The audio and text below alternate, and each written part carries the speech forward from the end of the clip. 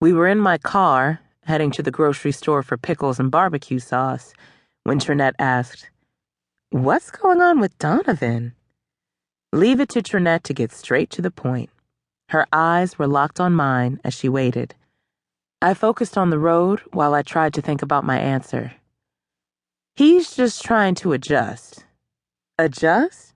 Girl, since when is Don an alcoholic? Already I was starting to regret her coming up to spend the 4th of July weekend with us. I knew he had issues, but it wasn't that bad. He's still having some troubles adjusting to being back at home. Some? Girl, your husband is a freaking lush. I ain't ever seen him drink like that before. I hate to say it, but he reminds me of his father. I knew what she was saying was true. Don's father had been an alcoholic who abused his kids until they had all found a way to escape.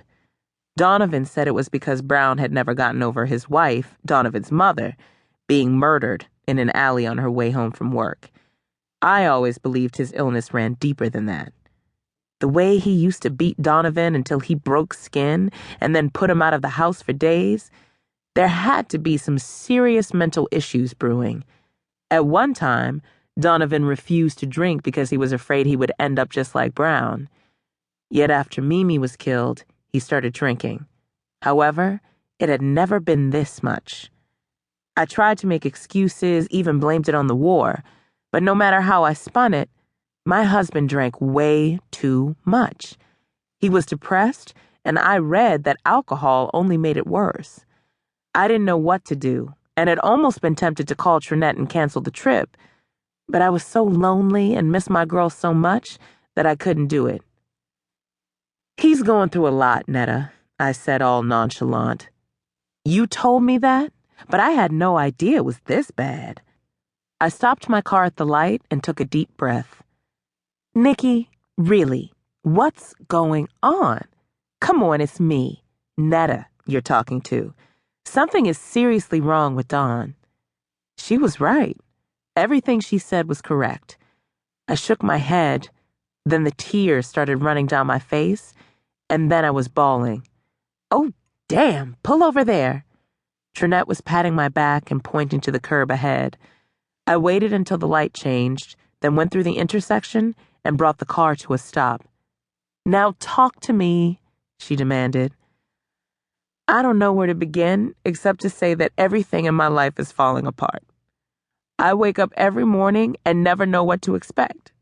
Some days he's that sweet, loving man who I married, and other days he's moody and cussing and accusing me of trying to leave him for another man.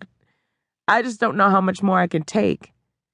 He sounds like Jekyll and Hyde. Trinette wagged her eyebrows, and I gave a sad chuckle. Well, at least she was still good for a laugh.